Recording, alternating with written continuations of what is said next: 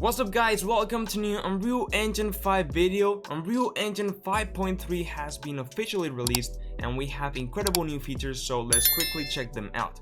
First of all, we have the cinematic quality volumetric rendering. Now we have the opportunity to play highly detailed volumetric explosions rather than 2D fake illusions.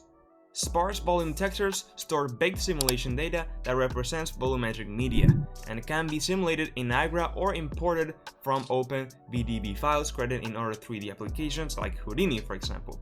This will give amazing volumetric rendering with global illumination and more, so now explosions will actually look real.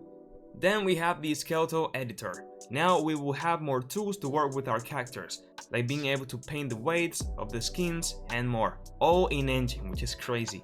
Now we move on into orthogonal rendering. This will introduce a new camera style to work with on your architectural projects and video games, which can lead to very interesting and innovative results. One of my favorites, nanite landscapes, are finally here. Now you can render enormous landscapes without a problem. And this links to another enormous feature, tessalation. We got it back, baby. They removed it in UE5 but now it's back, and you can include it into nanite landscapes.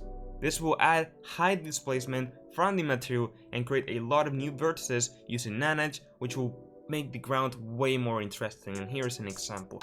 Like, you can see all of the little rocks and branches that are just added without any static mesh at all from one texture and displacement, which is crazy.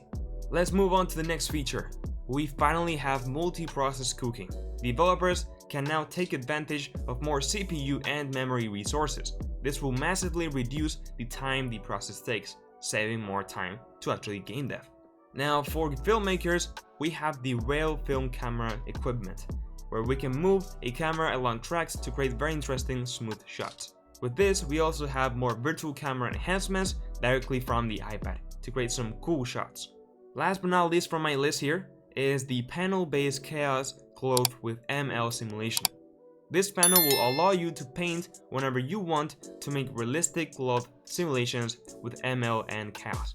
It will be extremely handy to create in-engine, once again, cloth physics. Alright, so that was a brief overview, but of course there's more. I will be linking all the new features in the description if you want to check them out with more detail. If you found the video helpful, I would really appreciate it if you could like the video and subscribe to my channel. I have lots of Unreal Engine 5 tutorials, so check them out, join my Discord server, and now yes, with all said, bye bye.